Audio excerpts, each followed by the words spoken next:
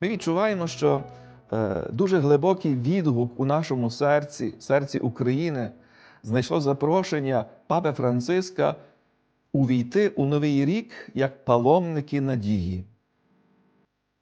Минулої неділі і в інших днях цього тижня в різних наших кафедральних храмах, прокатедральних соборах, відпустових центрах наші владики відкрили оці ювілейні двері року надії. Наш народ зранений, змучений війною, так потребує знаків надії. Так потребує цієї Божої благодаті, яка надає нам повний відпуст, тобто звільняє нас не тільки від провини за наші грішні вчинки, але теж звільняє від їх наслідків у нашому житті. Тому ми вирушаємо у цей рік, тримаючи за руку новонародженого Спасителя.